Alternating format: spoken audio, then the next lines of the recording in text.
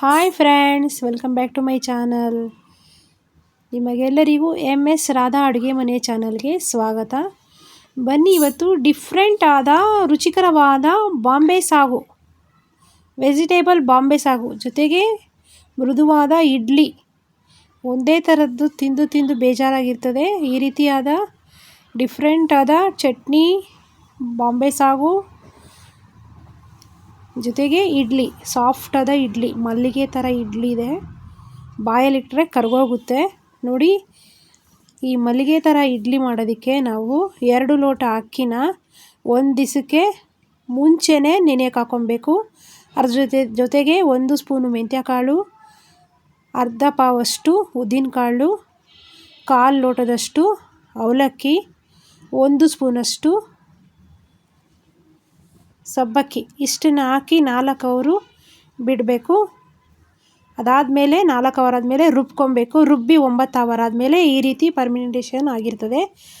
ತದನಂತರ ಒಂದಿನ ಆದಮೇಲೆ ಈ ರೀತಿಯಾಗಿ ಆಗಿರ್ತದಲ್ವ, ಅದಕ್ಕೆ ರುಚಿಗೆ ತಕ್ಕಷ್ಟು ಉಪ್ಪು, ಸ್ವಲ್ಪ ಸೋಡಾ. ಒಂದು ನೈಟು ನಾವು ಇಲ್ಲಿ ರುಬ್ಬಿಟ್ಟು ಇಟ್ಬಿಟ್ಟಿರ್ತೀವಿ. ಮಾರನೇ ದಿನ ಬೆಳಿಗ್ಗೆ ಈ ರೀತಿಯಾಗಿ ರೆಡಿಯಾಗಿರ್ತದೆ. ಈಗ ಅದಕ್ಕೆ ರುಚಿಕರವಾದ ಒಂದು ಚಟ್ನಿ ರೆಡಿ ಮಾಡೋಣ. ಚಟ್ನಿಗೆ ಕೊತ್ತಂಬರಿ, ಹಸಿಮೆಣಸಿನ್ಕಾಯಿ, ಬೆಳ್ಳುಳ್ಳಿ, ಸಕ್ಕರೆ, ಹುಣಸೆಹಣ್ಣು, ಉಪ್ಪು, ಹುರ್ಗಡ್ಲೆ, ಸ್ವಲ್ಪ ಕೊಬ್ಬರಿ ಇಷ್ಟನ್ನು ತೊಗೊಂಡಿದ್ದೀವಿ. ಇದನ್ನು ಮಿಕ್ಸಿ ಜಾರಲ್ಲಿ ಹಾಕಿ ಚಟ್ನಿ ಅದಕ್ಕೆ ರುಬ್ಕೊಳ್ಳೋಣ. ಈ ಚಟ್ನಿಗೆ ಒಂದು ಒಗ್ಗರಣೆ ಹಾಕ್ಕೊಬೇಕಲ್ಲ. ಈ ಒಗ್ಗರಣೆ ಹಾಕೋದಕ್ಕೆ ನಾವು ಇಲ್ಲಿ ಒಂದು ಕಡಾಯಿ ಇಟ್ಕೊಳ್ಳೋಣ. ಕಡಾಯಿ ಇಕ್ಕಿ ಸ್ವಲ್ಪ ಎಣ್ಣೆ ಸೇರಿಸ್ಕೊಳ್ಳೋಣ. ಎಣ್ಣೆ ಸ್ವಲ್ಪ ಚೆನ್ನಾಗಿ ಕಾದ್ಮೇಲೆ ಸ್ವಲ್ಪ ಸಾಸಿವೆ, ಸ್ವಲ್ಪ ಜೀರಿಗೆ, ಕರಿಬೇವು, ನಿಮಗೆ ಬೇಕಿದ್ದರೆ ಉದ್ದಿನಬೇಳೆ, ಒಣಮೆಣಸಿನ್ಕಾಯಿನ ಸೇರಿಸ್ಕೊಬೋದು. ಬೇಡ ಅಂದರೆ ಸ್ಕಿಪ್ ಮಾಡ್ಕೊಳ್ಳಿ. ನಾನಿಲ್ಲಿ ಬರೀ ಎಣ್ಣೆ ಹಾಕಿ ಸ್ವಲ್ಪ ಸಾಸಿವೆ, ಜೀರಿಗೆ, ಕರಿಬೇವು ಇಷ್ಟನ್ನು ಹಾಕ್ಕೊಂಡಿದ್ದೀವಿ. ನಾವು ಹಸಿಮೆಣಸಿನ್ಕಾಯಿ ಹಾಕಿ ರುಬ್ಕೊಂಡ್ಬಿಟ್ಟಿರ್ತೀವಲ್ಲ, ಅದೇ ಖಾರ ಸಾಕಾಗೋಗುತ್ತೆ. ಈಗ ಇದು ತಣ್ಣಗಾದ್ಮೇಲೆ ಇದಕ್ಕೆ ಚಟ್ನಿ ಹಾಕಿ ಮಿಕ್ಸ್ ಮಾಡ್ಕೊಳ್ಳೋಣ. ನೋಡಿ, ಇವಾಗ ಚಟ್ನಿ ರೆಡಿಯಾಗಿದೆ. ಈಗ ಇಡ್ಲಿ ಮಾಡೋಣ. ಸಾಫ್ಟ್ ಆದ ಇಡ್ಲಿ ಮಾಡೋದಕ್ಕೆ ನಾವು ಇಲ್ಲಿ ಒಂದು ಇಡ್ಲಿ ಕುಕ್ಕರ್ ಇಡೋಣ. ನಾನಿಲ್ಲಿ ಇಡ್ಲಿ ಕುಕ್ಕರ್ ಇಕ್ಕಿ ಈ ರೀತಿಯಾಗಿ ಎಲ್ಲದಕ್ಕೂ ಎಣ್ಣೆನ ಹಚ್ತಾಯಿದ್ದೀನಿ. ಎಣ್ಣೆ ಹಚ್ಚ ಮೇಲೆ ರುಬ್ಬಿರುವಂಥ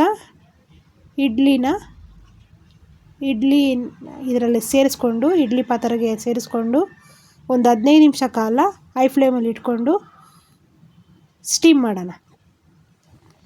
ಈಗ ವೆಜಿಟೇಬಲ್ ಸಾಗು ಮಾಡೋದಕ್ಕೆ ಕೊತ್ತಂಬರಿ, ಕ್ಯಾಪ್ಸಿಕಮ್ಮು, ಬೀನ್ಸು, ಕ್ಯಾರೆಟು, ಈರುಳ್ಳಿ, ಟೊಮಾಟೊ, ಹಸಿಮೆಣಸಿನ್ಕಾಯಿ, ಬೆಳ್ಳುಳ್ಳಿ, ಶುಂಠಿ ಪೇಸ್ಟು, ಕರಿಬೇವು ಇಷ್ಟನ್ನು ತೊಗೊಂಡಿದ್ದೀನಿ. ನಾನಿಲ್ಲಿ ವೆಜಿಟೇಬಲ್ ಬಾಂಬೆ ಸಾಗು ಮಾಡ್ತಾಯಿದ್ದೀನಿ. ಇದು ತುಂಬ ರುಚಿಕರವಾಗಿರ್ತದೆ. ಇಡ್ಲಿಗಂತೂ ಸೂಪರಾಗಿರ್ತದೆ.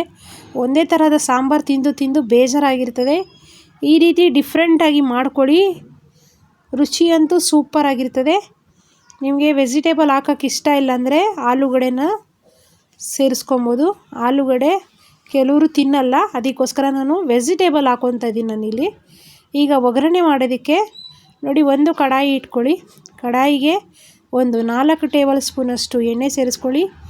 ಎಣ್ಣೆ ಚೆನ್ನಾಗಿ ಕಾದ್ಮೇಲೆ ಸ್ವಲ್ಪ ಸಾಸಿವೆ, ಜೀರಿಗೆ, ಉದ್ದಿನಬೇಳೆ, ಕಡಲೆಬೇಳೆ ಇಷ್ಟನ್ನು ಸೇರಿಸ್ಕೊಂಡು ಚಟಪಟ ಅಂತ ಸಿಡಿಸ್ಕೊಂಡು ಉದ್ದಿನಬೇಳೆ, ಕಡಲೆಬೇಳೆ ಎಲ್ಲ ಚೆನ್ನಾಗಿ ಫ್ರೈ ಮಾಡ್ಕೊಳ್ಳಿ. ಈ ರೀತಿಯಾಗಿ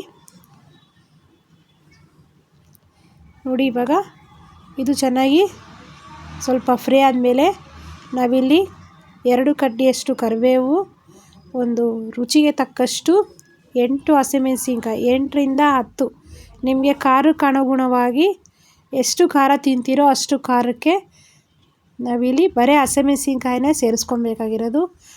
ಖಾರದ ಪುಡಿ ಏನು ಸೇರಿಸ್ಕೊಳಂಗೇನು ಅವಶ್ಯಕತೆ ಇಲ್ಲ. ಈಗ ಬೆಳ್ಳುಳ್ಳಿ, ಶುಂಠಿ ಪೇಸ್ಟು ಇಷ್ಟನ್ನು ಸೇರಿಸ್ಕೊಂಡು ಚೆನ್ನಾಗಿ ಫ್ರೈ ಮಾಡ್ಕೊಂಡಿದ್ದೀವಿ. ಈಗ 2 ಮೀಡಿಯಮ್ ಸೈಜಿನ ಈರುಳ್ಳಿನ ಕಟ್ ಮಾಡ್ಕೊಂಡಿದ್ದೀವಿ. ಅದನ್ನು ಸೇರಿಸ್ಕೊಂಡು ಈ ರೀತಿ ಚೆನ್ನಾಗಿ ಫ್ರೈ ಮಾಡ್ಕೊಳ್ಳಿ.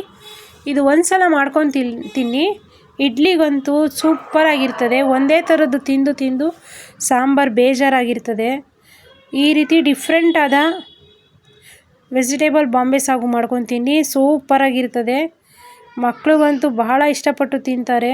ನಿಜವಾಗ್ಲೂ ತುಂಬ ಚೆನ್ನಾಗಿ ಬಂದಿತ್ತು ಇದು ಇಡ್ಲಿಗಂತೂ. ಈಗ ಕಟ್ ಮಾಡ್ಕೊಂಡಿರೋಂಥ tomato, vegetables, capsicum, beans, carrot ಇಷ್ಟನ್ನು ಸೇರಿಸ್ಕೊಳ್ಳಿ. ಇವಾಗ ನಿಮಗೆ ಬೇಕಿದ್ದರೆ ಬಟಾಣಿ ಕಾಳನ್ನು ಸೇರಿಸ್ಕೊಬೋದು, ಬೇಕಾದರೆ ಹಾಕೊಳ್ಳಿ, ಇಲ್ಲಾಂದರೆ ಸ್ಕಿಪ್ ಮಾಡ್ಕೊಳ್ಳಿ. ಇಲ್ಲಿ ಒಂದು ದೊಡ್ಡ ಸ್ಪೂನಷ್ಟು ಗರಂ ಮಸಾಲ ಪೌಡ್ರನ್ನ ಸೇರಿಸ್ಕೊಳ್ಳಿ. ಸ್ವಲ್ಪ ಅರಿಶಿನ ಪುಡಿ, 1/4 ಟೀ ಸ್ಪೂನಷ್ಟು ಅರಿಶಿನ ಪುಡಿ ಸೇರಿಸ್ಕೊಂಡು ಚೆನ್ನಾಗಿ ಫ್ರೈ ಮಾಡ್ಕೊಳ್ಳಿ. ಈಗ ರುಚಿಗೆ ತಕ್ಕಷ್ಟು ಉಪ್ಪು, ನಿಮಗೆ ರುಚಿಗೆ ತಕ್ಕಷ್ಟು ಎಷ್ಟು ಉಪ್ಪು ಬೇಕೋ ಅಷ್ಟನ್ನು ಸೇರಿಸ್ಕೊಂಡು ಸ್ವಲ್ಪ ಹುರ್ಕೊಬೇಕು ಇದನ್ನು. ಈಗ ನಾನು ಇಲ್ಲಿ ತಿಕ್ನೆಸ್ ಆಗಿ ಬರಬೇಕಲ್ಲ ಇಡ್ಲಿಗೆ ತಿನ್ನೋದಕ್ಕೆ, ಅದಕ್ಕೋಸ್ಕರ ನಾನಿಲ್ಲಿ ಕಡಲೆ ಹಸಿಟ್ಟನ್ನ ಗಂಟಿಲ್ದಿರಾಗೆ ಚೆನ್ನಾಗಿ ಕಲಿಸ್ಕೊತಾ ಇದ್ದೀನಿ ಅದನ್ನು. ಈಗ ಈ ವೆಜಿಟೇಬಲ್ ಎಲ್ಲ ಚೆನ್ನಾಗಿ ಬಾಯ್ಲ್ ಆಗಬೇಕು, ಇದು ಸ್ವಲ್ಪ ಬೇಯಬೇಕು ಇದನ್ನು ವೆಜಿಟೇಬಲ್ ಎಲ್ಲ. ನೋಡಿ ಇವಾಗ ಸ್ವಲ್ಪ ಬಾಯ್ಲ್ ಆಗ್ತಾ ಇದೆ ಅದು, ನೀರೂ ಸಹ. ಈಗ ನಾವು 2 ದೊಡ್ಡ ಟೇಬಲ್ ಸ್ಪೂನಷ್ಟು ಕಡಲೆ ಹಸಿಟ್ಟನ್ನ ಕಲಿಸ್ಕೊಂಡಿದ್ವಲ್ಲ ಅದನ್ನು ಈ ರೀತಿಯಾಗಿ ಸೇರಿಸ್ಕೊಂಬಿಡ್ಬೇಕು. ಎಲ್ಲೂ ಗಂಟಾಗಬಾರ್ದು, ನೋಡಿಕೊಂಡು ಮೀಡಿಯಮ್ ಆಗಿ ಕಲಿಸ್ಕೊಬೇಕು. ನೋಡಿ ಈ ರೀತಿ ಚೆನ್ನಾಗಿ ತಿರುಗಿಸ್ಕೊಡ್ಬೇಕು. ಅದಕ್ಕೆ ಸ್ವಲ್ಪ ಬಿಸಿ ಮುಂಚೆನೇ ಹಾಕ್ಕೊಂಬಿಡ್ಬೇಕು. ಜಾಸ್ತಿ ಮಳ್ತಾ ಇದೆ ಅಂದರೆ ಬೇಗ ಬೇಗ ತಿರುಗಿಸ್ಕೊಟ್ಟು ಸೇರಿಸ್ಕೊಬೇಕು. ನೋಡಿ ಇವಾಗ ಎಲ್ಲೂ ಆಗದಿರ ಆಗಿದೆ ನೋಡಿ. ಈಗ ನಾವು ಇದಕ್ಕೆ ರುಚಿಗೆ ತಕ್ಕಷ್ಟು ಕೊತ್ತಂಬರಿ, ನಿಮ್ಗೆ ಎಷ್ಟು ಕೊತ್ತಂಬರಿ ಸೊಪ್ಪು ಬೇಕೋ ಅಷ್ಟು ಕೊತ್ತಂಬರಿನ ಸೊಪ್ಪನ್ನ ಸೇರಿಸ್ಕೊಳ್ಳಿ. ಒಂದು ಸ್ವಲ್ಪ ಹೊತ್ತು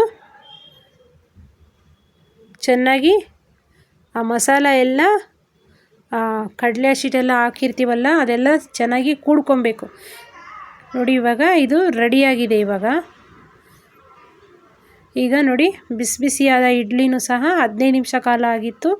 ನೋಡಿ ಈ ರೀತಿ ಚೆಕ್ ಮಾಡ್ಕೊಬೇಕು, ನೀರಿಗೆ ಹಾಕಿ ಒಂಚೂರು ಅಂಟಬಾರ್ದು. ನೋಡಿ ಬಿಸಿ ಬಿಸಿಯಾದ ರುಚಿಕರವಾದ ಇಡ್ಲಿ ಅಂತೂ ರೆಡಿಯಾಗಿದೆ. ನೋಡಿ ಸಾಫ್ಟಾಗಿದೆ, ಎಷ್ಟು ಚೆನ್ನಾಗಿದೆ ಅಂದರೆ ಇಡ್ಲಿ ಸಖತ್ತಾಗಿ ಬಂದಿತ್ತು ಇಡ್ಲಿ ಮಾತ್ರ. ನೋಡಿ ಈ ರೀತಿಯಾಗಿ ಬಂದಿದೆ, ಬಾಯಲ್ಲಿ ಇಕ್ಬಿಟ್ರೆ ಕರಗೋಗುತ್ತೆ, ಅಷ್ಟೊಂದು ಚೆನ್ನಾಗಿದೆ ಇಡ್ಲಿ ಅಂತೂ. ನೋಡಿ ಇವಾಗ ಇದಕ್ಕೆ ರುಚಿಕರವಾದ ಚಟ್ನಿ, ನೋಡಿ ಚಟ್ನಿನೂ ಸಹ ಎಷ್ಟು ಚೆನ್ನಾಗಿ ಬಂದಿದೆ ಅಂತ. ನೋಡಿ ಇದಕ್ಕೆ ಮೇಯ್ನಾಗಿ ವೆಜಿಟೇಬಲ್ ಬಾಂಬೆ ಸಾಗು ನೋಡಿ ಎಷ್ಟು ಚೆನ್ನಾಗಿದೆ ಅಂತ. ನೋಡಿ ಜಾಸ್ತಿ ಗಟ್ಟಿನೂ ಮಾಡ್ಕೊಬಾರ್ದು, ಇದನ್ನು ಈ ರೀತಿಯಾಗಿಯೇ ಇಡಬೇಕು. ಜಾಸ್ತಿ ಗಟ್ಟಿ ಆಗಿಬಿಟ್ರೆ ಚೆನ್ನಾಗಿ ಬರೋದಿಲ್ಲ ಅದು. ಈ ರೀತಿಯಾಗಿ ಇಡ್ಲಿಗೆ ತುಂಬ ನೀರು ಥರನೂ ಇರಬಾರ್ದು, ಇಡ್ಲಿಗೆ ಹೊಂದ್ಕೊಬೇಕು. ನೋಡಿ ಆ ರೀತಿಯಾಗಿ ಹೊಂದ್ಕೊಬೇಕು. ನೋಡಿ ಎಷ್ಟು ಚೆನ್ನಾಗಿ ಬಂದಿದೆ ಅಂತ ನೋಡಿ ಇಡ್ಲಿ ಯಾವ ರೀತಿ ಬಂದಿದೆ ನೋಡಿ. Thank you for watching this video. ನಮ್ಮ ಚಾನಲ್ನ ಸಬ್ಸ್ಕ್ರೈಬ್ ಮಾಡಿ.